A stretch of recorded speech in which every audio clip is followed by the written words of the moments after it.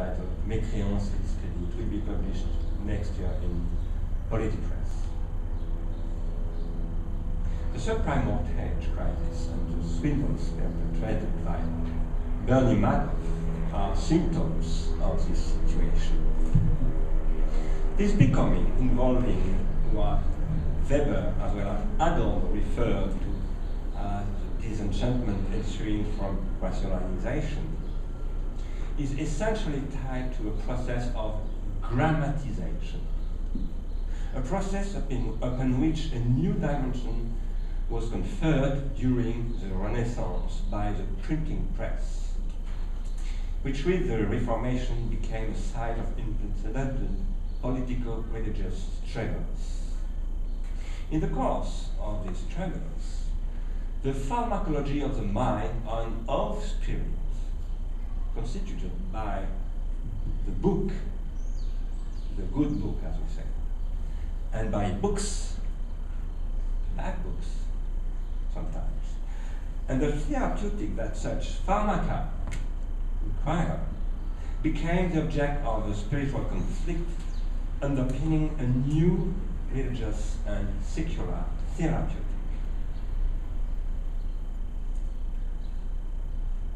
Although the pharmacology of mind and of spirit can certainly be reduced, can certainly not be reduced to its relation with the book and with books, it is this relationship that shapes its configuration.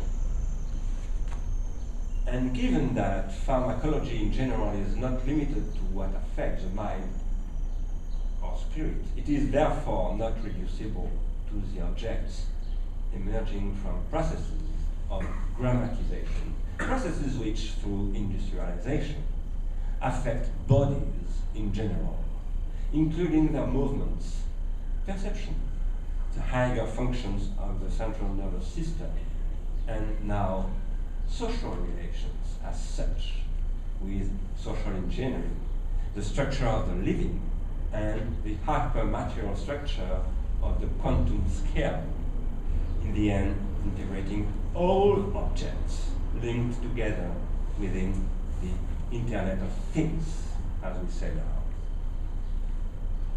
Maybe you can understand what I call the process of grammatization is not only what is described by Jacques Derrida as grammatology.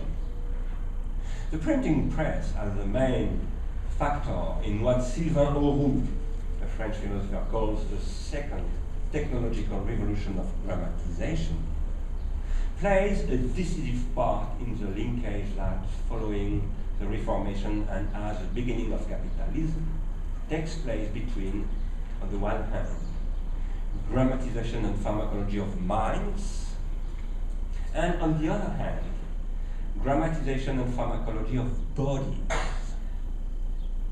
The printing press represents a mutation in the meaning of literal grammatization. It is in a sort of pharmacological term, which is produced, however, which, however, precedes the grammatization of gestures constitutive of mechanical age, and which consists in the submission of hypomnemata to the imperatives of accounting, that is, of negocium. This transformation remains largely unthought, even though the term will have been the object of a major spiritual struggle. Excuse me, even though the term will have been the object of a major spiritual struggle, the Reformation had a therapeutic of reading, and which was a secular struggle as the implementation of an instrumentality of accounting.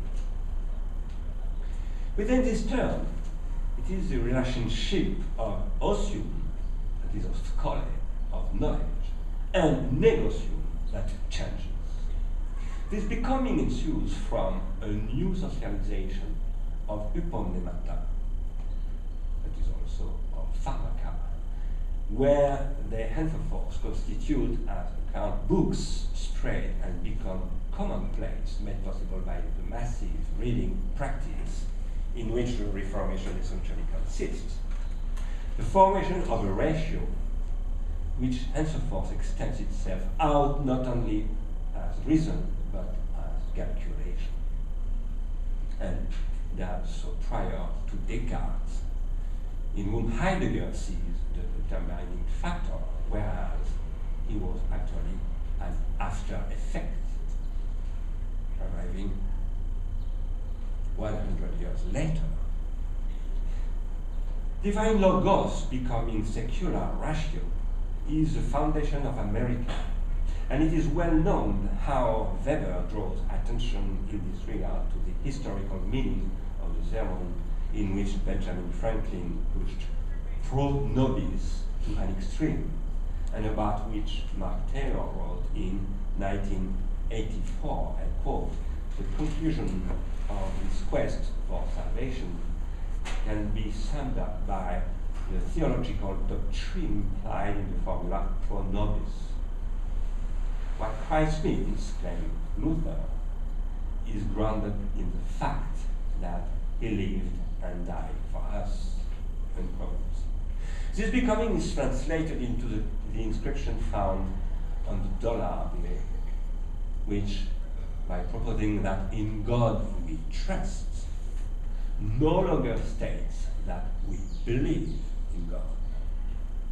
This strange evolution of the verb which designates the relationship of faithfulness of noetic creatures to their creator would not be comprehensible were it not inscribed on paper money, which thus constitutes a unit of accounting.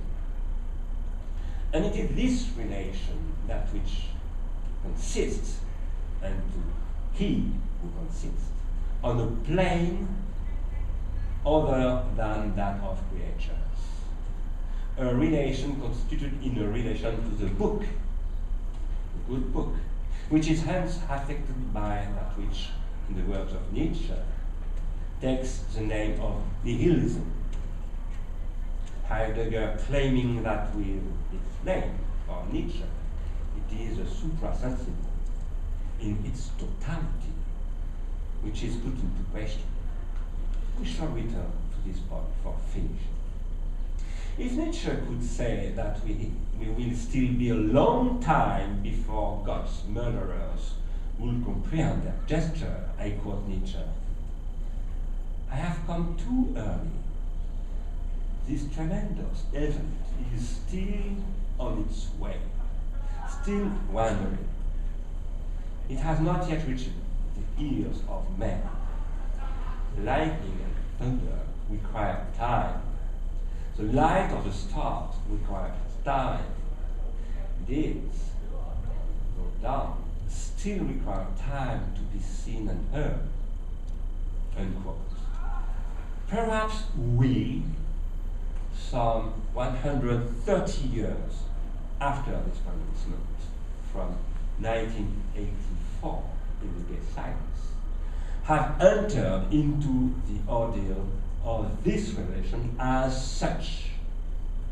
Now, perhaps, the black night, and not only the shadows announcing it, at last befalls us, and as that godless apocalypticism, which presently haunts the entire world, given that since 2008, the consumerist model, by collapsing, made clear the fact that it is no longer only the fiduciary objects or logos constituted by hyponemata, which in terms of their meaning and their social function have changed in the course of the 20th century, but quotidian and familiar objects as well, and with them, and as what at bottom they alone can definitively shatter. Das Ding, for speaking with Freud, and Heidegger and Lacan, the thing